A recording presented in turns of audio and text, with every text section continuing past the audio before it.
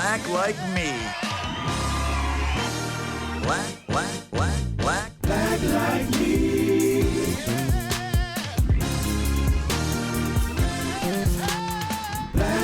me.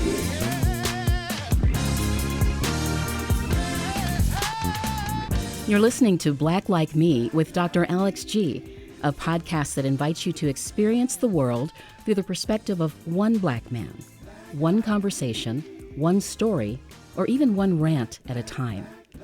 Here's Dr. G.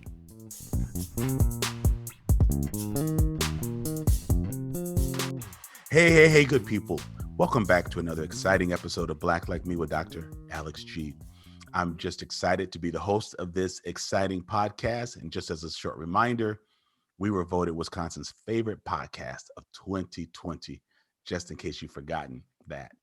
Listen, as I've been telling you for each of our previous seasons, and it continues to be true in season 5, I'm bringing you great guests, brilliant guests, who are just talking about how life works for them. They're part of the world and what they're doing to make the world a better place. And I love having discussions with my brilliant Black brothers and sisters and talking about their work, particularly in non-traditional fields. And that's part of what you're going to hear about today.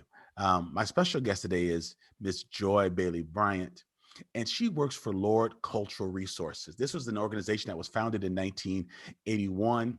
They have, and listen, they're now the world's largest cultural professional practice with successful completion of more than 2,500 projects in over 57 countries and 6 continents. Their mission is to collaborate with people and organizations to plan and manage cultural places, programs, and resources that deliver excellence in the service society. They help clients clarify their goals, provide them with the tools to obtain those goals, to leave a legacy as a result of their training and collaboration. And so they really specialize in helping the world to reflect on culture and its importance. Here's what's even more exciting about Lord Cultural Resources, that they have offices in Toronto, Los Angeles, New York, London, Madrid, Dubai, Mumbai, and Beijing. And today our special guest is going to be the woman who has just been named the U.S. President. As I told you earlier, her name is Joy Bailey-Bryant. And listen, the Lord Cultural Resources team is proud to have her. She studied at Florida A&M. She did her graduate work at American University. Her master's is in arts administration. I didn't even know you could, like a lot of people, I didn't even know you could get a master's in art administration. Baily-Bryant says, after being appointed president of the U.S. office, Lord's success comes from our deep reflection and understanding of our communities we serve. I'm excited to take this new role when the role of American cultural organizations is so imperative. And so she has worked on the Smithsonian's National Museum of African American History and Culture, Weeksville Heritage Center in Brooklyn, the City of Dallas Cultural Plan, Project Row Houses in Houston, Frist Art Museum in Nashville, the New York Botanical Gardens, and on and on and on. And listen, I'm just laying this out because the sister is bad. And I'm excited to be working with her. I'll tell you more about that a little bit later. But Joy, I call her Madam President. Madam President, welcome to Black Like Me. Thank you so much, Dr. G. I appreciate it. And I'm excited to be here with you today. I think I need to hire you to do all of my introductions. That was awesome. Well, hey, we've got to record it so we can share it with you for a fee. And so, Absolutely. So we're in season 5, Madam President. And congratulations. So, thank you so much. And we haven't done any Black icebreakers. And so I know some of our listeners have been nervous. They're like, okay, I know they got a new theme song, but have they taken away Black icebreakers? Y'all know good and well I've not taken away Black icebreakers. I've just been waiting a little bit because we've had a lot of white guests coming up to now. And so I didn't want to put them on the spot. I didn't want to jinx the show. And so I've saved this for when our Black guests come on. And so I'm just some of these are just like spitfire questions. There's no bad answer. I'm not going to take your Black card. You were raised in Atlanta. I'm not worried about this. The pressure. And I went to FAMU. And so it's like, oh, Lord. And you're part of DST, Delta Sigma Theta. That's so right. You got a lot of pressure. All right. Yes. All right. I'll start with the easy one. Grits or cream of wheat? Grits. I'm a girl raised in the South, and let me tell you something. I'm a Black woman raised in the Come South. on now. It's Now, grits. I know you put butter on it, but do you add a little salt or sugar? I add salt. I am from Atlanta, Georgia. We do not add sugar to our grits. I'm a Chicago boy, so we add sugar, but I'm not gonna hold that against you because at least you said grits. But wait a minute, because I think you probably have two separate meals together. You have fish and spaghetti in one meal. Is that what you do? That's a Chicago thing. And coleslaw. How did you? That is a Chicago thing, and probably on Friday nights. Yes. Fish and spaghetti. I grew up eating. I don't like fish. I would push it to the side, but I would eat that spaghetti. Oh my goodness. That is hilarious. In Atlanta, Madam President, did you grow up having relatives who had plastic on furniture? Oh, let me tell you. So my mother said she got this brand new white yes, they did. set. That's what they did. That's what White they did. sofa set. And she said two things. One, either you don't step into this room. You can't even go in the room. Or I'm going to have to put plastic on the furniture because my godmother, my aunts and uncles, all of them had that front room. That's what's called the front room. I was going to ask you, what's it called? The front room. It's the front room. And I promise you, 50, 60, 70 years later to this day, if you take the plastic off of that furniture, it is fresh and new, yes, like it is. just the day it was bought. Yes, it is. Oh man, that's so funny. When you were growing up, tell me if this is a Southern thing or we did this in the North. Did you have older relatives when it was thundering and lightning? Had a routine with mirrors or electronics or television? Did any of that happen in your house when it was storming? To this day, if I'm on the phone with my sister, any of my family, you got to get off. We got to get off the phone. You can't take a bath for sure. You cannot take a bath during the storm, okay? And we're not gonna drive in that rain. We're not gonna drive in the rain. No. But I mean, I'm telling you, number one, you cannot be on the phone. You can't be on the phone out there, okay? Oh my goodness. I love this about our culture. Did your folks cover mirrors too? Some old folks would cover mirrors. Mine did not. No. But you had to get that wasn't really a thing for us. I don't even know. Where is that coming? I don't know where they did, but it's just like people were afraid that the mirror would attract lightning or something, but some people would cover. Oh, well, that makes sense, right? When you get down into it, you can actually think about it makes a little bit of sense. It makes listen, them old folks had a lot of, oh my goodness. You much younger than I am, so I didn't know if you're going to get any of these. Did your grandmama or someone older wear a duster around the house? Did you ever hear the word duster?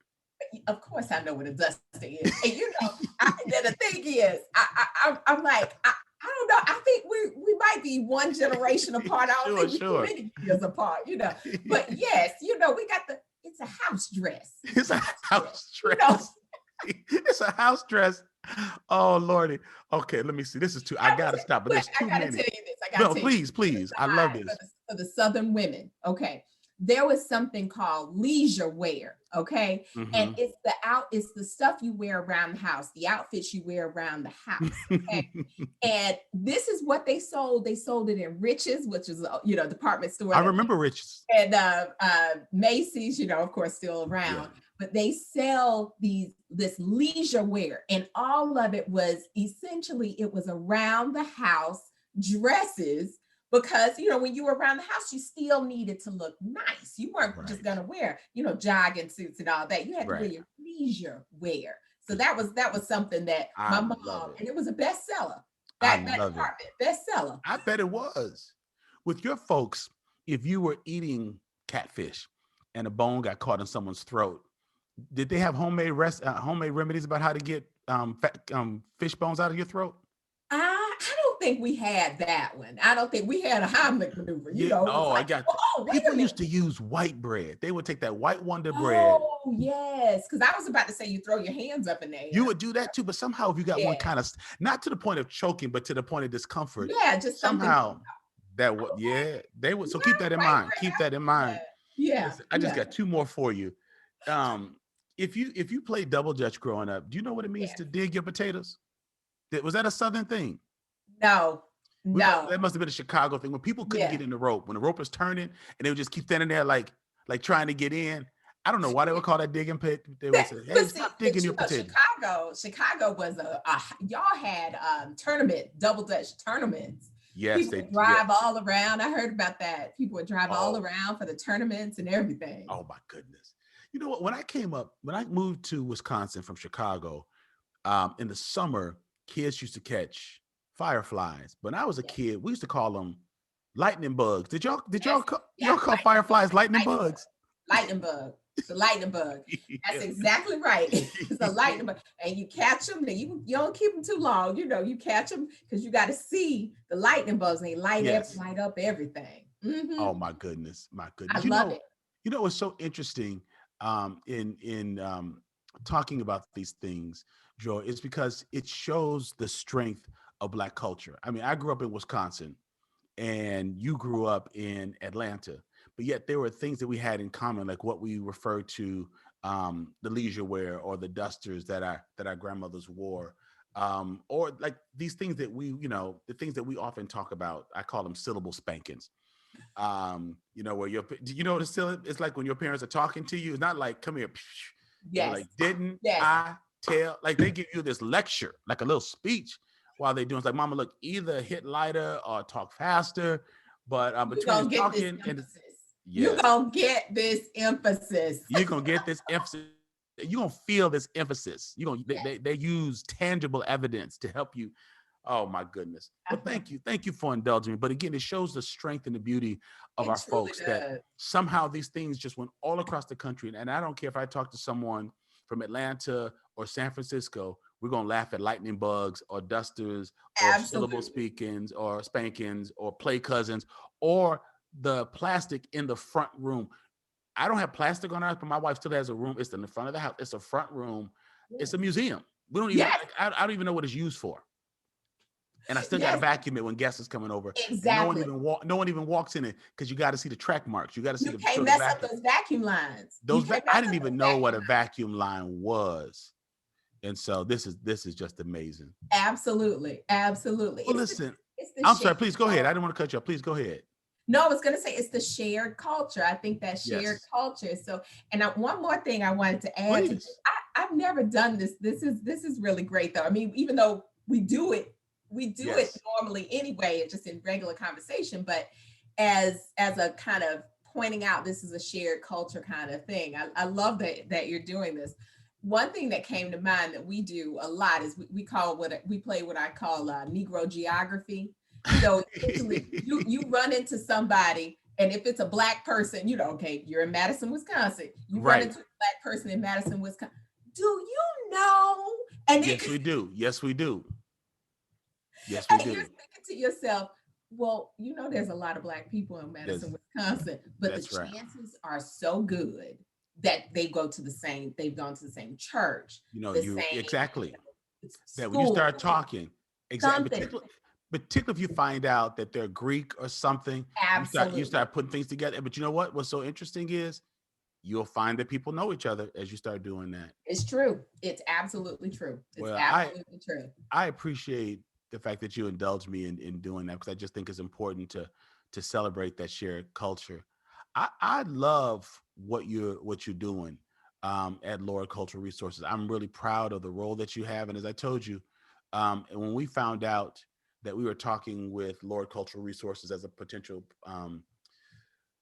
consultant for the Center for Black Excellence in Culture that we're building here in Madison, and you came on the call and said, "Hey, I'm Joy Bailey-Bryant. I just started as the president. I think it was just announced today." It was the first day. It was the first day. My sister and I were texting each other saying, "All right, yep, we're going with them. We're going with them." Because we're building a Center for Black Culture and Excellence, and then the U.S. office has a Black woman. She's going to get what we're doing and why. And so that's just so important to me. So I just want to ask, what made you interested in the work of culture and cultural expressions? Like where does that stem from in your life? Well, everything stems from the mother, right? Yes, it does. Yes, it does. From your caregivers, right, from the very beginning. And one of the things that my parents, my poor daddy, I always feel like, he was present, but my mom gets all the credit. But they were both very. Y'all forget about us daddies. Y'all forget about us daddies. No, I know, but she gets blamed too. So both of them, right?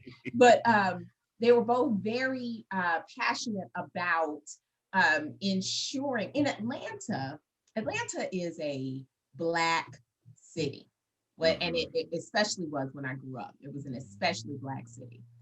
And one of the things that we had in the late 70s, early 80s, all the way into the 90s, we had amazing cultural spaces. And my parents were dogged and determined about my sister and I and our cousins and every other group being a part and taking part in all kinds of cultural experiences, whether it was from the Woodruff Art Center at the Center for Puppetry Arts, which was a majority white space, to the Hammond's House, and Southwest Performing Arts Center, which were majority Black spaces. And they took us everywhere, and it didn't matter if we were the only Black faces in the audience. Number one, they brought their own crowd. So it was not that's just what you got to do. Exactly. It was not just me and my mom and my sister. It was our cousins and our aunties and everybody else coming with us. So it was like, all right, it's 10 Black people. We're gonna be the only ones, but it's 10 strong. It's 10 of us. Yes. I love it. They really created what I know now to be a curated experience for us, for their children. And it is so important. It was so formative because it allowed me to see spaces that I now know a lot of people don't have the opportunity to see as working spaces, right? To understand that people have jobs in museums. This is a possible career. Still didn't recognize that until after college. Right. But at the same time, you see people working in these spaces, and it's an opportunity that you don't discount. So that was the start for me. And then it really evolved. I mean, as time went on, I had the great fortune of working at the Braves Stadium. And when the Braves Stadium was torn down, where Hank Aaron hit his 755th home run, Atlanta Fulton County Stadium. When the stadium was torn down, they built a new stadium called the Turner Field, and they opened a museum. And one of my supervisors, a Black man, a Kappa, a Black man, said, "Hey, you have a personality. You might want to be a docent. You might want to be a tour guide at this museum. They're going to open this museum." A docent? What you call me? That's right. He said, and I had never heard that word myself. Right. A docent. So a docent being someone who essentially a tour guide at the museum, because they were building a Braves museum as a part of the field. Wow. And that was my first museum job. I worked at the Atlanta Braves Museum. And that started a career. It started a career for me. I started to see this field, and then it just, cascaded in great ways. The Atlanta History Center had a partnership with HBCUs. And so I was a part of that through Florida A&M, which is a historically Black college. I then started to, in college, I started to work at the school's art gallery, which I had already been a student at FAMU for 2 years, didn't even know the art gallery existed. I come back the next year and I'm like, we have had this art gallery on campus the whole time. I never noticed it. So as my life and career moved on, I found myself back in museums all the time. And it just was a space where I recognized that as African Americans, we could elevate our culture to a space of respect so that people could notice and say, hey, actually, those stories are very important. We may not have collections because collections are things, right? And as people who were previously enslaved, artifacts. Right, exactly. As people who were previously enslaved, our things, our artifacts were not important. Come on now, come on. So as a result, they, chucked away, thrown away, right? The most you can find sometimes is if you do an archaeological dig in old plantation sites, you'll find remnants of Black life and culture. So a lot of times that fine china and all of those different things that you have Yes. from the 1700s and the 1800s that other cultures have and Black people don't have, because as enslaved people, we have stories. And those stories are so very important. And so when I recognize that the elevation of those stories in museums and being able to tell those stories to different people and cultures, and especially to our own children, when I recognized that's what museums were doing, I said, that's where I have to be. So that's the longest answer to a short question. But I really knew once I saw what museums were doing and what arts and cultural spaces were really doing for our culture, that I needed to be a part of that. I love that. It's interesting, Joy, as I looked at the issues that Wisconsin is dealing with in terms of the treatment of its Black people. And for many, it's been considered ground zero for Black folks. Worst racial disparities, Blacks to whites in our county, fourth grade reading and math, eighth grade reading and math, home ownership, um, Black infant mortality rate, you name it, incarceration rates. And I thought, because again, my undergraduate degree was in African American history, I thought if we could share the richness of our history among ourselves and then to non-Blacks, folks will understand not only how we arrived at this point of systemic injustice, but the beauty and the strength of Black culture and faith that has sustained us. And so when I Absolutely. said we've got to have a cultural center that captures that, otherwise it'll become irrelevant. And so it seems like we're very similar in that we're realizing culture is a way of not only pointing you forward or north, but also telling the story of how you've arrived at that point. Correct. Absolutely. Absolutely. And you know, all the adages, right? You can't Sure. know where you're going unless you know where you have been, is so true, right? When we look at so many of the things that are happening now, past is prologue. I'm using all kinds of, as I said, quotes, but when we look at if we were to go to the political situation of the world, if we were to go to the things that are happening vis-a-vis Black bodies, just the way Right. people are Right. abusing Black bodies, right? We can see, if we go to the Reconstruction era, right? We had this, Yes. moment of greatness, and then there was the very immediate beginning of the Ku Klux Klan, Jim Crow laws, and Bro, kind of that exactly. dismantling. So what we are Yeah. seeing is repeating of those actions, and what we have to do is know to look to our past in order to pave the way for our future.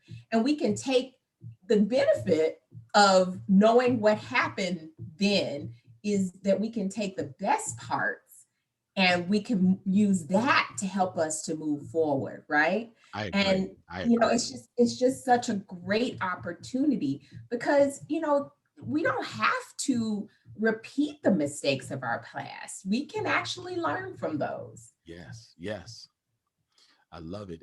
There's a quote that you made. You said it's important to have places where we can create space to tell our own stories. I tell the story with our non-Black allies in some of our work, that in Chicago, where I started school, I went to Head Start, kindergarten, and first grade there. My first grade teacher was Black, and the whole class was Black. There must have been like 30 of us. In fact, she and I are still pen pals. We still correspond. She's 101 years old, and Oh, she was my wow. teacher in 1969 when I was 6. She wrote me, when she heard that I was called into ministry, she mailed me a Bible when I was 17. That And is I thought she passed wonderful. away. I found her a year and a half ago, and her family invited me to her 100th birthday party. And she stood up in that space. She remembered me. She said, "That's Alexander. I told him in first grade he was going to be the first Black president." She told me that in first grade. She asked me what I wanted to be. I said, "I want to be the president." This is 1969. She wrote on the board, I still see it, "Alexander is going to be the country's first Black president." Fast forward and we moved to Madison the next school year. I'm one of 2 Black students in a sea of white faces, blonde hair, blue eyes, sprinkled with a couple of brunettes. The teacher, Mrs. Carls, teaches us that Black people were slaves. Mhm. And my mom says she remembers the lights going out in my eyes. She said, "Baby, what's wrong?" When I came home, and I said, "Mom, Were we really slaves? So why did Mrs. Turner, a Black teacher with all Black kids, think that it was more important to talk about future presidencies than the fact that we had been enslaved by white people? Because she did not think that that was important for my growth. But Right. yet, not only did I hear that with one other Black person, all the white children began understanding that people like me were Yeah. owned by people like them. Yes. And that just begins to give information that is not useful. And so Yes. I love the fact that we get to tell our own stories, because that is not where Black people began. We did not begin in the Middle Passage. We existed for eons before there, with great civilizations and Absolutely. kingdoms and leadership. And history and culture makes that real. Right, right. I will tell you, Dr. G, that we're on Zoom, so I'm changing my background on purpose so that I know I like this is that. a podcast. But I Yes. changed my background so you can see it's Weeksville Heritage Center. And Weeksville Heritage Center is a pre-Civil War free Black settlement in the middle of central Brooklyn, right? So in the 1840s, James Weeks, a Black man, bought land to create this community called Weeksville. It later became Weeksville. Had over 700 free Black families. They were teachers, lawyers, doctors. They had public schools that they created. They created their own public schools. They were a site for abolition. People were printing up abolitionist text in their basements, and these people were going to work in the city across the water, right, in Manhattan. They were working as stevedores. They were working in different places. But this is not so far. Central Brooklyn was not so far from the city of New York. In the 1840s, the city of New York was a big city at this point, right? Right. Now, this free Black community, these people had agency. And I'm telling you this story because in the light of what you're talking about, for your Head Start teacher was teaching you about Black agency, ownership of your own body, right? And your mind, and that you can do so many different things. And so this is the power of culture, right? Because I'm telling you the story of a historic free Black community pre-Civil War, where people were against all kinds of odds. People were being attacked, and Black people were being attacked and lynched. This is a time of lynching, right? And people were still enslaved. But the people living in Weeksville had the agency and the creation of schools and the creation of these really great occupations, right? Where they had to have training and all of these types of things. It's so important for our students, our kids, to know this, our babies to know this about themselves, that this is what they come from, right?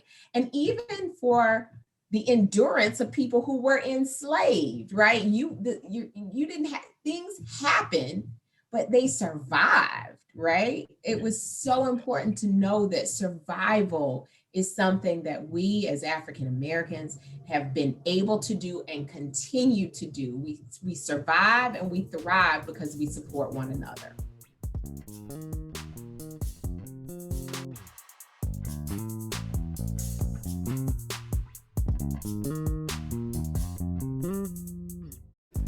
This is Jesse Mopan, originally from Port Townsend, Washington, currently living in Madison, Wisconsin. I listen to Black Like Me because racism and white supremacy are very powerful forces at work in our society today, which I'll never understand through my own lived experience as a white person.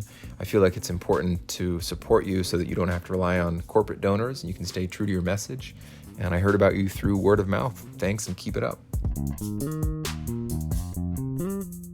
Now in its 5th season, the award-winning Black Like Me podcast has a reach throughout the U.S. and over 100 countries around the world. This amazing team of people here in Madison, Wisconsin are dedicated to changing the conversation surrounding race. When you sign up to support Black Like Me as a patron, you support the creation of better quality content and a better society. You help to plant the seeds for a different and better tomorrow. By going to patreon.com/blacklikeMe and signing up at any of the levels offered, you are not only signing up to make a monthly donation, you are also joining a growing community of people interested in engaging the issue of race with a raw, unprecedented honesty. As a patron of the podcast, you will have access to exclusive content like extended interviews, bonus rants, and video chats with Dr. G. You will also have a chance to join the conversation that other patrons are already having with Dr. G about race in America. To become a patron of the show, go to patreon.com/blacklikeme or see the link in our show notes. And for as little as $2 a month, you can support these important conversations and the work that Dr. G is doing. And Joy, I love this, and I love that photo. And this is 120 years before what we know as the modern civil rights movement. So it's important for our children to understand we were thriving because we didn't just take it. We created our own business and industry, and we withstood. And this is in the 1840s, like 20 years before the civil rights, before the freedom of slavery. So I love that history because it takes the pressure off of me and thinking I'm a trailblazer. Well, no, actually I'm not, because Black people have been doing grandiose things for the benefit of humanity, specifically Black folks, for a long time in this country. And that should give us confidence. We can navigate even the crazy times of today because they're nothing like what Black folks were enduring in this country in the 1840s. I love that. Absolutely. It makes me wonder how fortuitous it is that you've chosen a career where culture's proliferated. The work of Lord Cultural Resources is not just in North America. Like we talked about Mumbai and Dubai and Beijing. And so we see that culture is important, not just to Black people, but to people around the world. And so I'm just curious, in your perspective, does America lag behind other continents in the celebration of its various cultural history? Compared to, like folks in Asia, for example, like are people in Japan interested in the cultural expressions of folks from Beijing, or folks in Toronto interested in what happened in Russia? It just seems like we have one way of thinking about history, and it's U.S. history, it's U.S. world history. And so I'm just curious, as other parts of the world are celebrating culture, are they finding that people who are not from that specific culture also interested in that culture? And if so, is it different, say, in Asia or Europe than the willingness of, say, Euro-Americans in understanding and celebrating the history of immigrants or Native Americans or African Americans? How do we compare in our celebration of the cultural expressions of others in this country? Well, it's so funny working at this. I've been with Lord for about 20 years, and I've had the great fortune of traveling across the globe, working on many projects. And one of them was the Malay Heritage Center in Singapore. Mm-hmm. Singapore is one of the most advanced, beautiful. It's a very small country. It's what we call a city-state, right? And the majority population is Chinese. Well, Chinese were the colonial power of Singapore, right? So the native people of Singapore were the Malay. And the Malay are now about 13% of the Singapore population. When I went there in, I think maybe 2006 or five or six, I went to my very first meeting, and it was with a Malay gentleman. And he said, he had read my bio, and he said, "Joy, you're from Atlanta." I said, yes, I am. And he said, "Martin Luther King. We very much follow Martin Luther King. He's very important to us because Malay are 13% of the population, just like Black Americans." Black people are 13%. 13%. And he said, we look to Black Americans and to what Martin Luther King did, his nonviolent movement, as an example, because Malay people in Singapore are the people of color. They're the people of Yes. color. Sure. They live in what are called HDB flats, which are housing development buildings, HDB. So that's what you would call like the projects, The right? projects. And a large percentage of a Malay population, well, not a large percentage, a good percentage of the Malay population are living in these HDB flats. And there is this perception that very much like, and it's not true, very much like for Black Americans, this perception that Malay people are a certain class of people. And so when this gentleman, when we started talking and he gave me chapter and verse about my culture. This was so interesting. Yes. The Malay culture had really been taking taking ideas and really uplift from the struggles of Black Americans. That's amazing. So it was so insightful to me. That was a moment of pride. It was a moment of, wow, we need a worldview. And the reason I'm telling that story to answer your question is to say that I think in thinking about this, America could definitely do a little bit better in recognition of our cultures and the monuments of our culture, what we memorialize and what we skip over. I think we could absolutely do a little bit better, a lot better. Yes. But I think that globally, there are so many things that are happening in different spaces where Black and brown people, especially, because in an odd way, why is it always Black and brown people who are, the voice of the oppressed or the oppressed people? No matter what continent, it can be the Aboriginal people and down under it. Absolutely. So interesting, right? That's so interesting. I mean, there's a reason, obviously, the sun never set on the British Empire, right? But Black and brown people across the globe are taking agency. They are looking to examples like Black Americans. I mean, I have to say, when you think about the Native American movement, Leonard Peltier and all of that, all of that really powerful movement, one of the things that people always talk about is, if people look to the non-violent movement because it was successful. So the Martin Luther King non-violent, fight was successful. And we're still fighting for that success. But I think really recognizing as Black Americans, our place and power in the world, that we can go anywhere and people are looking to us as examples for how to move forward and how to overcome, that's huge. That's very huge. Well, if you remember, Joy, back during the Harlem Renaissance movement, people like Eartha Kitt and Billie Holiday, they found more acceptance sometimes in Europe than they did in America. That folks sent for them and they loved living abroad. I think James Baldwin talked about it and others. So it's very interesting that it's not only a prophet who's not recognized at home, but a dancer, a singer, musician, a playwright who are Black aren't often recognized as heroes at home, but you take an 8-hour plane ride to Europe and they're heroes.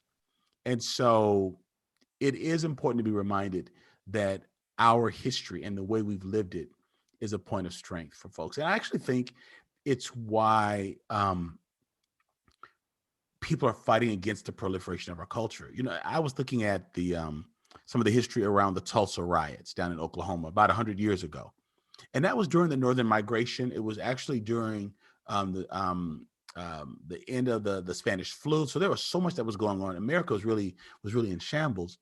And people often talk about the businesses we lost. But as I look closer at that, we lost salons, libraries, theaters, stores. That culture was lost in Tulsa. It was not just the property of Black millionaires.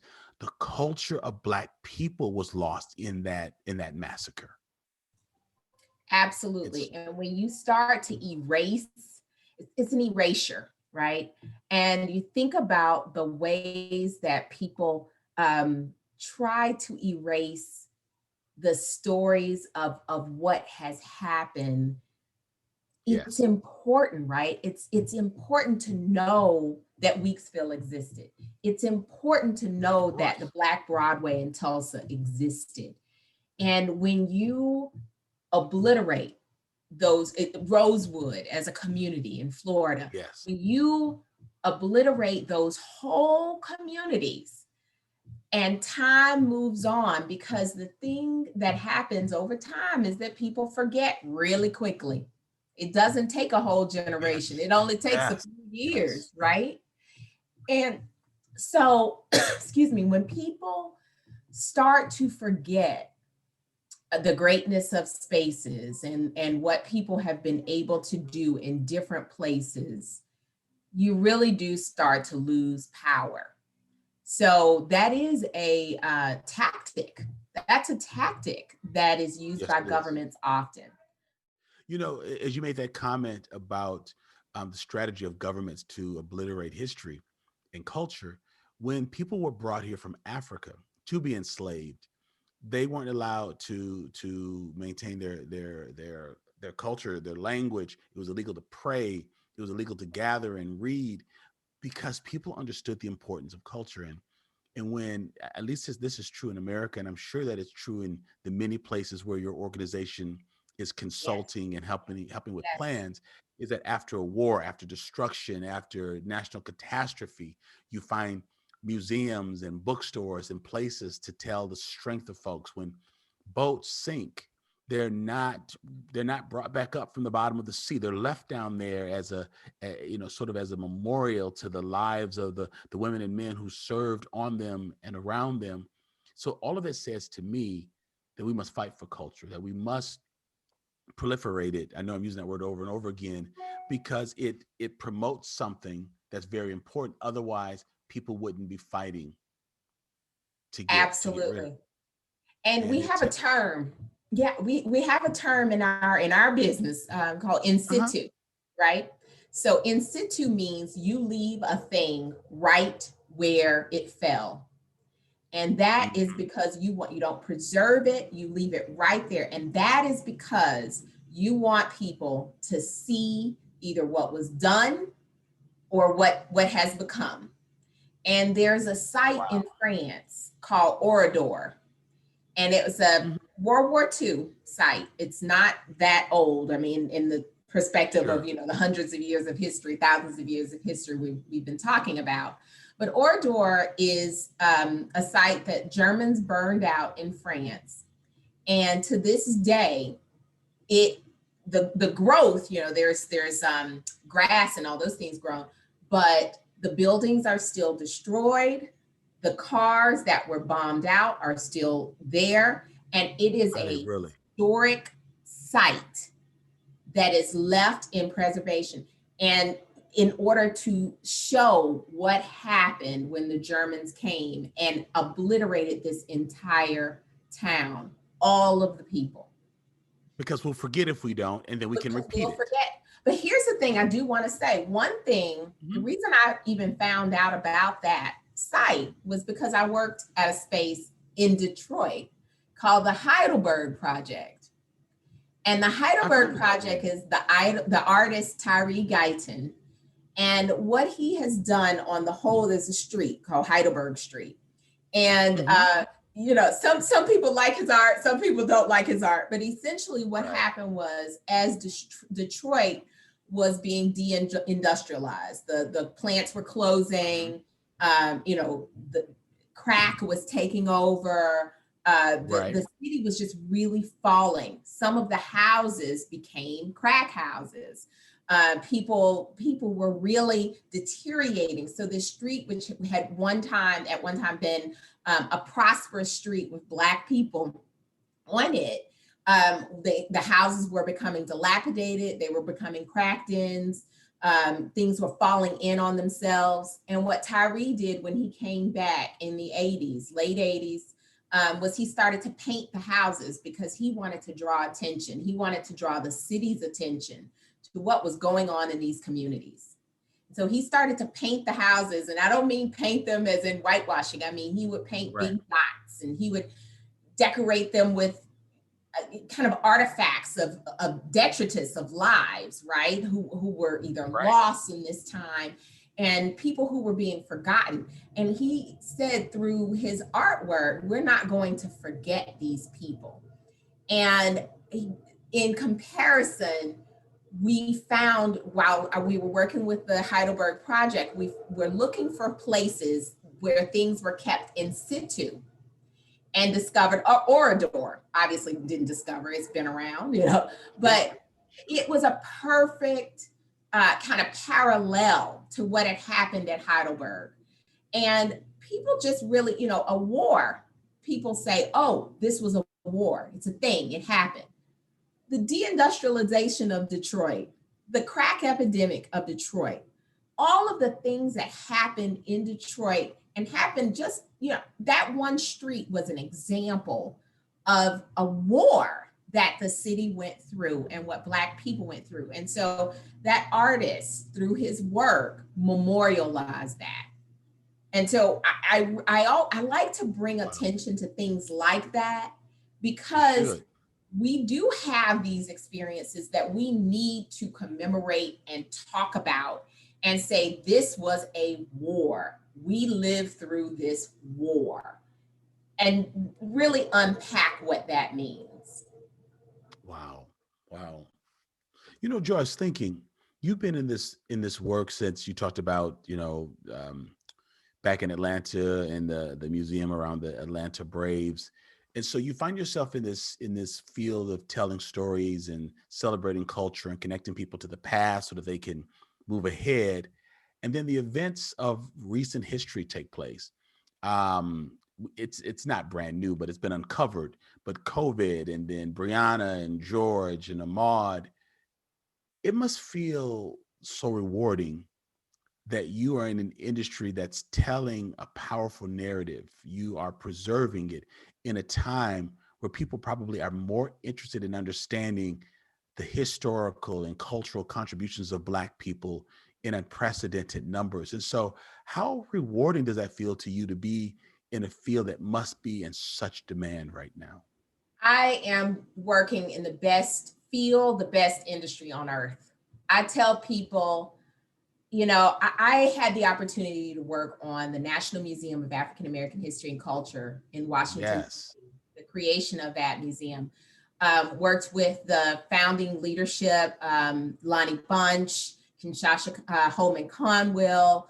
I could keep naming wonderful people who really shaped that museum, and being a part of the public engagement and working on the general museum requirements, which is what the Smithsonian called understanding what was needed in that museum space, was a highlight of my career, because it was doing something that I knew was going to change the world, not just Black people, right? Not just Black Americans, but the world and the way that the world views Black Americans. Lonnie Bunch, who's now the secretary of the Smithsonian, said early on in the process, he said, this is the American story through the African American lens. And that's really the only way you can understand truly the American story, right? The principles of America and what we stand for, because it is so important in these spaces. So it's such a space of moment of pride for me, just to be able to work in these spaces, help create these spaces. I have one more story about this. Please. I like your stories. I am, as Black people, everybody's going through, it's a pandemic, Sure. But I will definitely say, as Black people with this racial and social justice movement, there are so many things that you go through your head. And I was telling you this story yesterday, that I went to a play date for my children. I have a 3-year-old and a 6-year-old. The 3-year-old's a girl and the 6-year-old's a boy. And we went to the home of my daughter's playmates, and they're little white girls with lovely white parents. And a ball went into the yard next door, and the kids ran over to go get the ball. And I looked up and I see my son in another yard next door. I don't know those people. This is an all white neighborhood. I'm assuming those are white people. I know my son is Black. I know my daughter is Black. For me, they needed to be back in the yard of the home we knew, right? So you can see them, so you can put your eyes on them. Put my eyes on them. And the father, lovely white man, says, oh, I think it's more about them just testing their boundaries. You want to see you, they can go into the next yard over. It's just testing their boundaries. And the problem for me is my children don't have that luxury. I can't allow them to test their boundaries. And I'm thinking to myself, what is that doing to my children that I can't, it's natural to want to push a boundary. You want to be, and as a mom, I want to be able to empower them to do that. But as a Black mom of Black, particularly a son, right? Yes. But also girls, right? It's a struggle. So in this moment, I take strength from people who lived in Weeksville, right? That's where the historically pre-Civil War community of Black people, how did those moms really encourage their children to grow, to go to school, to keep going to school, to become great members of society? I have to reach back and look to that and take power from my ancestors. I honestly do. It's not just a line, I'm living it. So in this moment, I'm excited to be doing the job that I do because I know that those people existed and they're resources that I can personally look to and draw strength from. So I love it. And obviously they tested boundaries because they built a Black community, and we have to draw that strength from them too. Absolutely. I just have time for just one more question because I'm enjoying this so much. I am. And it's just undergirding the fact that we chose the right consultants to help us on our project. But what is particularly exciting to you about helping us with our project here in Madison with the focus on Black excellence and culture? Because I'm excited about it, but I'm in a vacuum. I'm from Madison. I'm used to 3-4% Black folks, but you're from Atlanta. You travel the world. What excites you and this international company that you represent to be working with a handful of Black folks here in Madison who want to build a culture of excellence and culture that's going to focus on economic innovation and performance and arts and culture? What makes this exciting to you as a cultural professional?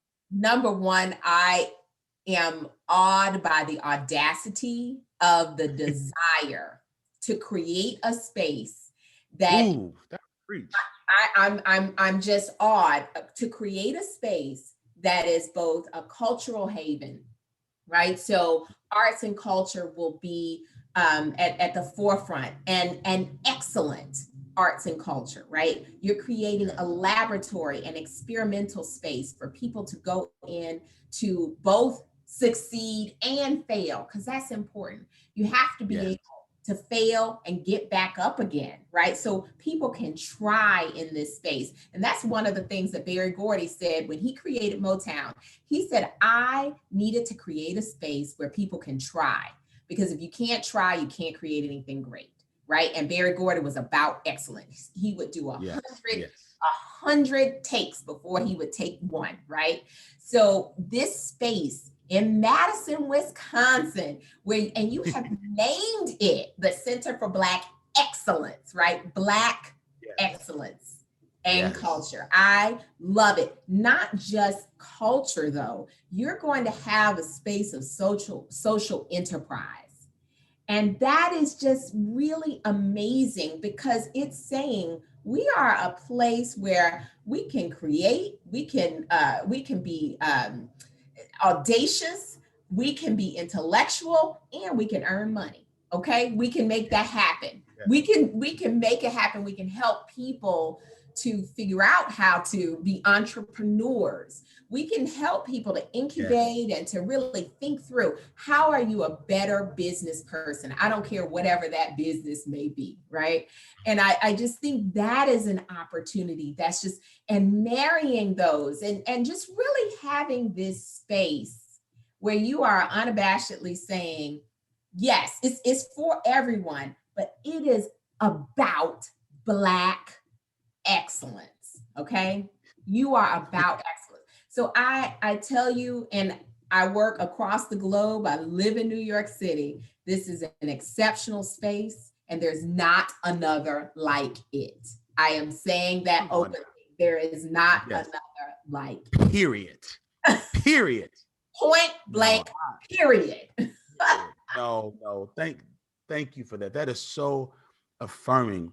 And as we talk to our colleagues and we talk about the caliber of the consultant, the agency that we're working with to consult us on this project, it just brings lots of credibility. And so thank you for those words of affirmation and for the work that you're doing. I consider you a trailblazer and a leader, and you're giving people ideas of what they can do. My daughter is finishing her master's in library and information sciences.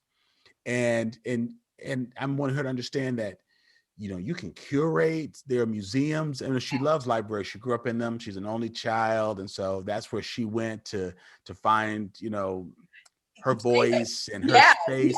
But you're opening up thoughts for me that I can share with her. Like, have you thought about helping to preserve history and culture? And maybe you need to look at organizations that are doing this kind of work. So I appreciate the fact that you are a trailblazer, that you are enthusiastic, that you know, you pursued a degree that most folks have not even heard of, but that you attribute it back to your mother and the cultural pilgrimages that your mother and father took you on with cousins in tow to expose culture and to give you exposure to the importance of story.